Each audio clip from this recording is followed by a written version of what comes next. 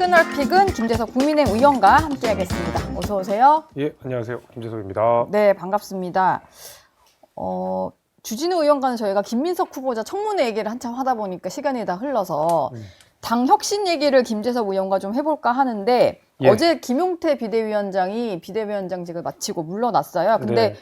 그러면서 남긴 말이 좀 인상 깊었는데 국민의힘의 개혁 점수는 빵점이다. 이렇게 얘기를 했거든요. 뭐 비슷한 생각이신가요? 네, 비슷한 생각입니다. 개혁 점수가 현재로선 그렇고 뭐 의지는 좀 있는 상태인가요? 당 내부 분위기가. 아니요, 저는 혁신을 원한 게 아니라 혁신을 말하는 사람이 필요했던 것 같아요. 김용태 비대위원장이 내놓은 5가지 아니라고 하는 것이 예. 사실은 당연히 했어야 되는 거라고 보거든요. 물론 저는 세부적인 사항에 대해서는 약간의 물론 이견은 있습니다. 그러나 굵직굵직한 면에서 김용태 위원장이 해야 되는, 그러니까 내놓은 개혁안 중에 우리가 동의하지 못할 내용이 없거든요. 동의해야 되는 내용들이었거든요. 그러나 그 내용들 가운데서 하나도 제대로 관철되지 못했다는 점에서 김용태 비대위원장은 당연히 박한 평가를 할 수밖에 없고 저희는 그 부분에 대해서는 동의를 합니다. 그러니까 예를 들면 그런 거 아닙니까? 비포 선거, 애프터 선거. 예. 그러니까 선거 전과 선거 후가 무엇이 달라졌느냐가 있어야 되는데 우리가 지금 보게 되면 선거 전과 선거 후에 달라진 거는 선거 졌다. 그러니까 여당에서 야당으로 바뀐 거 말고 아무것도 없거든요. 그럼 당연히 개혁 점수는 빵점인 거죠. 네.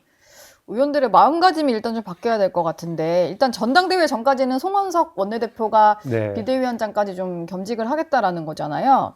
근데 전당대회를 띄우기 위한 관리형 비대위가 되는 건데 뭐 본업은 또 원내대표니까. 그렇죠. 근데 여기서 어쨌든 혁신위를 꾸린다라고 하니까 이게 관리형 비대위랑 혁신위는 좀 모순되는 거 아니냐 이런 얘기들이 좀 나오더라고요. 저는 이제 그런 문제의식이 있습니다. 김용태 비대위원장이 당 대표의 자격에서 네. 굉장히 무난한 혁신안 5가지를 내놨거든요. 근데 그걸 못 받아들였습니다. 근데 관리형 비대위 산하에 있는 혁신위원회가 어떤 메시지를 냈을 때 과연 그걸 받아들일 수 있느냐. 그러니까 김용태라는 사람은 네. 일개 의원이 아니라 당 비대위원장이고 비대위원장은 당대표랑 같은 권한과 역할을 수행하게 되지 않습니까? 네. 근데 심지어 당대표가 내놓은 개혁안에 대해서도 동의하지 못하는 상황에서 과연 비대위 산하에 있는 혁신위에서 내놓은 안이 정말로 날카롭고 혁신의 내용을 충실하게 담고 있다면 받을 수 있었을까? 애초에 그걸 받았을 거라면 김용태 비대위원장의 혁신안을 못 받을 이유는 무엇이었을까라는 의문이 들 수밖에 없는 거죠. 네. 그러네요. 막 그걸 못 받을 정도면 사실 그거보다는 좀 후퇴한 안이 나올 수밖에 없는 거고. 그렇습니다. 그럴 거면 그냥 다음 대표에게 좀 넘겨도 되지 않을까라는 생각인데 예. 일단 어제 김용태 비대위원장이 본인은 전당대회 나가지 않겠다라고 했거든요. 근데 또 그러다 보니까 그럼 김재석 의원은 어떨까라는 궁금증인데 예. 얼마 전에 저희 국회의사담 앵커스에서는 뭐 안 나가겠다라는 취지로 말씀을 하셨잖아요. 지금도 같은 생각이세요? 전혀 생각이 없으신가요? 같은 생각입니다. 그러니까 정치인한테 전혀라는 게 어디 있겠습니까? 예. 상황이 바뀌면 할 수도 있는 거지만 그럼에도 불구하고 저는 이제 안 나가는 것을 기본으로 하고 있고 정말 개혁할 의지와 준비가 당한테서도 됐고 저도 그에 대한 능력과 의지가 충만할 때에 나가는 것이 맞다고 보고 그리고 나서 당원분들 그다음 국민들한테 평가를 받아서 선택을 받아서 하는 것이 맞지 이렇게 글쎄요 뭐 지금 상황에서 제가 뭐 나가는 것이 의미가 있는지 과연 역할을 할 수 있는 건지 뭐 여러 가지 고민들이 좀 있습니다. 근데 또 수도권의 의원으로서 보시기에 이대로 가면은 지방선거도 좀 위태로울 수 있고 뭐 그렇잖아요. 매우 그렇습니다. 그럼 좀 어떤 리더십이 들어서야 된다라고 보세요? 구체적으로 좀 봤을 때 뭐 이 사람이 좀 나와줬으면 좋겠다 뭐 이런 후보군들이 좀 있을까요? 글쎄요 지금 근데 하마평에 오르시는 분들은 다 흘러간 옛 노래 같은 분들이라 네. 대선 경선 뛰셨던 분들. 그렇죠. 이제 그거는 저는 글쎄요 맞진 않는 것 같고 네. 이게 이제 소위 말해서 이재명 모델의 그 역설인 건데 네. 과거에 이재명 대통령의 그 선거에서 떨어진 이후에 다시 당대표로 권력을 잡고 네. 그걸 이제 유지해 오다가 정말 많은 비판을 받다가 갑자기 꽃길이 깔리면서 대통령이 된 거 아닙니까? 네. 사실 이재명 모델은 성공할 수 없고 성공해서도 안 되는 모델인데 갑자기 계엄과 탄핵이라는 국면 속에서 이재명 대통령이 극적으로 대통령이 된 사례인데 네. 그렇게 뭔가 선거에 패배에 책임 있는 사람이 다시 한번 선거에 등장해서 뭐 이기고 지고 뭐 하는 모양이 그렇게 썩 좋아 보이진 않을 것 같습니다. 오히려 당의 어떤 부작용들, 뭐 당에 있는 여러 가지 관성들 이런 거를 꺾어낼 수 있는 쇄신의 의지가 있는 누군가가 와야지 이게 뭔가 흘러간 옛 노래가 다시 나오는 건 좀 조금 그렇습니다. 근데 지금 거론되는 분들이 뭐 한동훈, 김문수 이런 분들의 나경원 의원, 안철수 의원 이런 분들이시잖아요. 최근에도 뭐 안철수 의원에게 개혁을 맡겨보면 어떠냐 이런 얘기도 좀 하시는데 그거에 대해서는 어떻게 참 생각하세요? 이제 그런 거 보면 안타까운 지점이에요. 그러니까 앞서서 뭐 김재섭 의원 이제 출마 안 하시냐 이렇게 많이들 물어보시는 이유가 선거에서 이기기 위한 공식은 정해져 있는 거 아닙니까? 이른바 중수청 아닙니까? 네. 중도수도권 청년인데 중도수도권 청년을 잘 대변할 수 있는 사람 자체가 우리 당에 너무 없습니다. 없죠. 그러니까 일단 수도권 기반의 의원이 거의 적으시고. 없죠. 그러니까 중수청 다 합해 보면 그러니까 이 세 가지 조건을 만족시키는 게 기껏 해봐야 김재섭, 김영태 정도니까 그럼 중수청의 입장을 대변할 수 있는 니네들 출마해 볼래? 이제 이 얘기가 나오는 거고 네. 여기가 이제 좀 뜨뜻미지근하니까 청년 아니지만 일단 중도의 수도권 느낌인 안철수 의원한테 의원. 세 가지 조건 중에 이제 두 가지 조건이 맞아 떨어지니까 이번에 안철수 의원에게 가는 거죠. 그러니까 이게 뭔가 이 폭탄 던지기 하듯이 이렇게 뭔가 돌아가는. 근데 그 사람들이 너무 적다 보니 네. 이런 문제들이 좀 생기는 게 아닌가. 그러다 보니까 또 다시 안철수 의원에게 뭔가 러브콜이 가는 게 아닌가. 이런 뭐 나름의 좀 비애가 있습니다, 저는. 예. 뭐 지금 일단 전당대회까지는 한 달 반 정도가 남은 예. 것 같아요. 근데 벌써부터 이런 얘기가 나오는데 집단 지도 체제로 다시 돌아가서 모두가 이제 지도부에 들어와서 좀 치열하게 좀 그 회의체 안에서도 좀 논의를 하고 이래야 된다라는 얘기가 나오는데 김재섭 의원 보시기에는 지금 이 시점에 집단 지도 체제로 가는 게 좀 괜찮은 방향일까요? 그러니까 한 번쯤 저는 변화를 줄 필요는 있을 것 같아요. 왜냐하면 2016년인가에 당시 이제 봉숭아학당이라는 예. 막 오명을 뒤집어 쓰면서 지도부가 너무 말 그대로 계파 싸움, 뭐 중진들의 힘싸움으로 비박 싸울 때. 친박 비박 싸우면서 이제 난장판이 이제 있었던 이 시대였는데 그리고 나서 한 10년 정도가 이제 당대표 체제로 해본 거 아니겠습니까? 네. 근데 우리가 그 10년 동안 잘했냐? 사실 당대표 체제에서도 잘하진 않았죠. 거의 비대위의 일상화가 되어 있었고 예. 2016년 이후에 이긴 선거라고는 2022년에 대통령 선거에 당시 문재인 정부 그 어떤 심판 여론이 굉장히 강했었던 때에 거의 0.73%로 겨우 이긴 거고요. 네. 거기에 이제 이후에 지방선거도 이겼지만 중요한 총선에서 줄줄이 다 졌죠. 사실 이제 선거는 결국에 이제 총선과 대선 이 두 가지가 말하자면 지도부 역할들이 굉장히 중요한 상황일 텐데 거기에 네. 우리가 계속 져왔다는 것은 이 체제에 대한 근본적인 고민을 다시 한번 해봐야 되는 거고 어떻게든 좀 변화를 주면 좋겠습니다. 무엇보다도 지도부의 무게 자체가 많이 떨어진 건 사실이에요. 네. 과거에는 원내에 있는 유력 인사들이 최고위원회 출마하셨고 과거에 보면 뭐 소위 말하는 남원정이라고 하는 소장파 그룹들이 막 최고위원회 도전하고 이제 이게 굉장히 그 당연한 모습들이었는데 이제는 뭔가 당대표가 1부 리그, 최고위원이 2부 리그처럼 돼버려가지고 말하자면 이 지도부의 무게가 상당히 떨어져 있다 보니 어떤 당의 일목요연함 같은 것들이 많이 사라졌다. 네. 이런 것들이 좀 그러니까 당 메시지에 있어서 어떤 좀 무게감이 좀 떨어졌다 이런 문제의식들이 있어서 집단지도 체제 자체는 저는 뭐 좋은 방향이라고 생각은 하는데 약간 동상이몽인 것 같아요. 지금 집단지도 체제를 요구하시는 분들은 특정 누군가를 견제하거나 아니면 나도 당대표 선거에 출마를 해서 3, 4등 정도면 당대표에 준하는 역할과 권한을 할 수 있지 않을까라는 뭐 몇 의원들의 네. 동상이몽이 지금 합쳐지는 결과라고 생각합니다. 제도 자체는 문제가 없는데 그 제도를 바라보는 의원들의 생각이 너무 다른 것 같아요.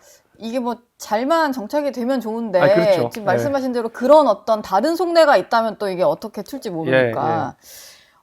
근데 지금 뭐 친윤계 일각에서 하는 얘기 같기는 한데요. 한동훈 전 대표가 이제 전당대회를 나올 수도 있고 뭐 여러 가지 좀 가능성을 이제 예측을 하면서 차라리 그렇다면 이재명 대통령의 어떤 지역구였던 계양을로 출마를 하는 게 어떠냐 뭐 이런 얘기를 좀 해요. 한동훈 전 대표에게 계양을 출마를 언급을 하는 것 자체가 좀 어떤 의미로 이런 말들이 좀 나온다고 보시나요? 그러니까 우리가 이제 그 한동훈 대표에 대한 이야기들이 많이 있을 때 이런 것들이 좀 아쉽다 했던 게 예. 뭐 원내가 아니지 않느냐 뭐 이런 비판들이 좀 있다 보니까 아쉬움을 지적하다 보니 원내에 들어가야 되고 그 원내에 들어가면 결국에는 보궐선거에서 들어가야 되는데 보궐선거에서 나온 지역구들 가운데서 가장 상징적이고 가장 뭔가 이슈 파이팅이 될 수 있고 여기서 이긴 다음에 한동훈 대표가 바로 대권 후보가 되는, 그러니까 가장 유력한 대권 후보가 되는 지역이 사실 계양인 건 맞지만 네. 신중하게 선택하셔야 될 것 같아요. 그러니까 계양이라고 하는 지역에서 이기면 정말로 금이 환영이 되는 거지만 네. 원체 어려운 밭이기도 하고 이러다 보니 한동훈 대표 입장에서도 고민이 될 거라고 생각합니다. 그렇지만 뭔가 고민하는 데 있어서의 좀 그렇게 나쁜 선택지는 아니다 이렇게 보시는군요. 저는 상징성이 있으니까. 네, 저는 그렇게 보고 만약에 나가면 이길 수 있다고 생각합니다. 아, 계양을에서도요? 저는 그렇게 생각하는데. 근데 그거는 김재섭 의원이 워낙 어려운 데서 좀 살아 돌아오신 분이라 그러실 수 있는데 좀 너무 힘들지 않을까요? 지금 분위기라면. 물론 도봉보다 계양이 더 어려울 수 있지만 예. 한동훈 대표는 저보다 뛰어난 분이시기 때문에 네. 상쇄될 거라고 생각합니다. 알겠습니다. 검찰 개혁 얘기를 좀 여쭤볼까 하는데 검찰 개혁의 투톱으로 이제 정성호 의원이 법무부 장관 후보자로 지명이 됐고 또 봉욱 민정수석 검찰 출신이 일단 가게 되었는데 정성호 의원 이제 언론 인터뷰하는 걸 좀 들어보면 야당과도 좀 협의를 하겠다라고 하고 국민들에게 피해가 가서는 안 된다라는 얘기를 하는 걸 보니까 무조건 밀어붙일 것 같진 않아요. 좀 어떻게 들으셨나요? 저도 정성호 의원님 뭐 개인적으로 이렇게 뵐 일도 좀 있었고 했는데 굉장히 합리적인 분이시고 오랜 시간 정치 활동을 하시면서 이제 여당뿐만이 아니라 야당이랑도 소통을 많이 하시는 분으로 잘 알려져 있습니다. 저희 중진 의원님들 가운데서도 굉장히 막역한 사이인 분들이 계시고 해서 뭔가 지금 민주당 내에 있는 강성 의원들이 주장하는 것처럼 당장 뭐 검찰을 해체하고 막 이 정도로 극단적인 형태로는 안 가실 거라고 저는 생각합니다. 그래서 또 스스로가 법조인 출신이시고 하다 보니 그래도 나름의 중도를 걸으시면서 야당과의 최소한의 비판이 좀 들어가시면서 하지 않을까라고 생각이 저는 됩니다. 그리고요, 어제 또 하나 정성호 의원이 화제가 된 게 있었는데 이것도 저희 국회의사담에 나와서 좀 공개한 사진인데 상당히 근육맨이시더라고요. 그래서 정성호 의원의 근육 사진을 보고 저도 봤어요. 댓글 달린 걸 보니까 무게를 보통 이제 저희가 무게를 친다 뭐 이렇게 얘기를 하잖아요. 뭐 3대 뭐 그렇죠, 기구가 있고 500, 그런데 뭐 그런 3대 500 이런 건데 김재섭 의원과 맞붙는다면 무게 치는 걸로 누가 이길까 뭐 이런 얘기가 있어서 그런 좀 그 얘기들이 많이 나오더라고요. 저한테도 정성호 의원님이랑 저 누가 더 뭐 많이 들어요? 뭐 이렇게 했는데 제가 정성호 의원님과 사석에서 요 내용은 둘이 깔끔하게 정리했습니다. 그래요? 정성호 의원님께서 저한테 그랬어요. 나는 취미고 라고 하셨어요.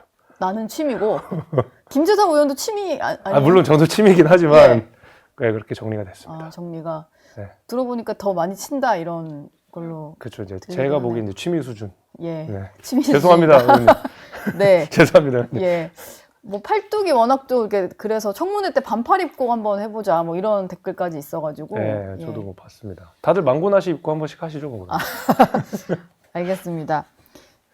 지금 이제 정부에서 부동산 정책들을 내놓고 있는데 이게 보니까 6억 원 한도 규정을 넘지 않고 대출을 받아서 살 수 있는 지역이 노도강, 금관구 뭐 이런 구들 정도밖에 없다라는 얘기를 하더라고요. 지금 지역 분위기는 좀 궁금한데 여기에 대해서 좀 지역민들 반응은 어떤가요? 당연히 어수선하죠. 굉장히 어수선합니다. 최근에 노원 도봉 이쪽으로 이제 신고가를 갱신할 막 수준까지 가는 데가 있거든요. 그러니까 지금 서울 민심이라고 하는 것이 특히 이제 부동산 민심이라고 하는 것이 매우 불안정하고 좀 들썩입니다. 게다가 여전히 이제 집을 갖지 못한 뭐 20, 30대에 있는 분들은 이제 유권자분들은 또다시 이제 과거의 패닉 바잉의 어떤 트라우마 같은 것들이 떠오르게 되는 것이죠. 그래서 저는 게다가 이제 많은 대출을 끼고 있는 분들 가운데서는 이러다 또 금리 오르면 이자 부담이 또 늘 수도 있다. 이런 여러 가지 걱정들을 좀 하시는데 저는 대출 규제 문제는 특히 글쎄요, 뭐 이재명 정부가 부동산 문제에 진심이라면 대출 규제 너무 세게 하면 안 된다고 생각합니다. 왜냐하면 말씀하신 대로 서울의 아파트 평균값이 한 10억 정도 된다 그래. 10억이 네. 넘는다 그래요. 예. 살 수 있는 아파트, 그러니까 6억의 대출을 받아도 최소한 4억 정도의 현금이 있어야 살 수 있는 거 아닙니까? 네. 근데 대출이라는 제도 자체가 우리가 막 가계부채 관리해야 되니까 뭐 많이 하면 안 된다 뭐 이런 이야기들을 많이 하는데 대출이라는 제도 자체가 있는 의미는 결국 주거 사다리를 위한 거거든요. 네. 그러니까 이게 지금은 어떤 구조가 돼버렸냐면 돈이 많고 소득이 굉장히 많은 사람은 대출을 쉽게 받게 되는 거고 소득이 적고 자산이 없는 분들은 대출을 더 적게 받는 거거든요. 그러면 돈 많은 사람들이 대출을 더 많이 받고 네. 돈이 없는 사람들은 대출을 적게 받으면 결국 사다리를 끊겠다라는 이야기예요. 가계부채 이야기도 많이 하지만 가계부채가 우리나라가 이제 보게 되면 네. 제일 많은 그 비중을 차지하고 있는 것이 사실 주택담보대출이 아니라 자영업자 대출입니다.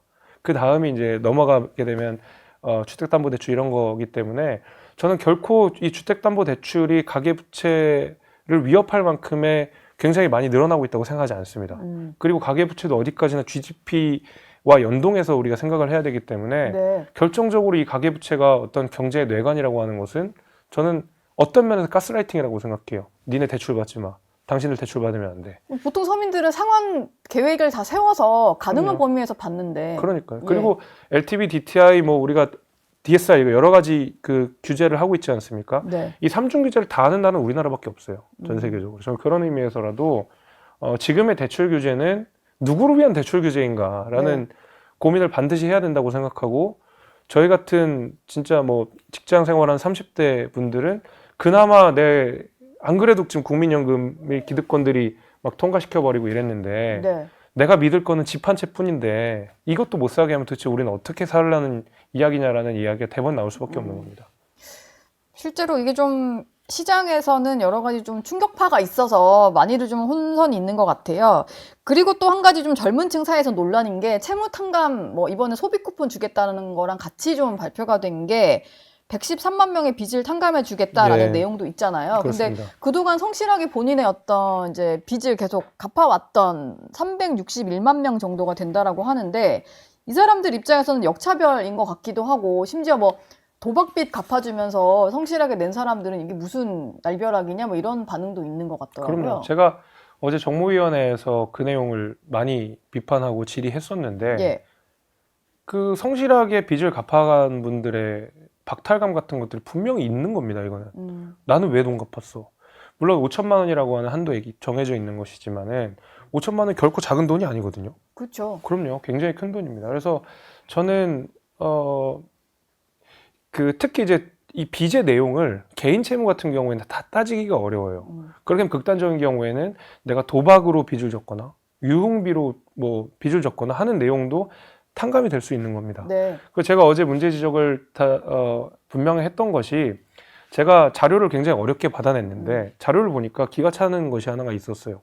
외국인이 2,000명이 있습니다. 그 대상자 가운데서는. 예. 아, 채무를 탕감받는 대상자에 외국인 2,000명이 있어요. 외국인 2,000명이 있는데 이 2,000명의 채무액을 총 합치면 182억이랍니다. 예. 그러면 182억이라는 큰 돈을 그 채무의 내용과 상관없이 심지어 외국인인데 대한민국 국민의 세금으로 빚을 탕감해 준다? 저는 이건 납득이 안 되더라고요. 네. 이건 심각한 차별이고 심각한 형평성 문제를 지적하지 않을 수 없는 거거든요. 근데 외국인은 여기 왜 들어가는 거예요?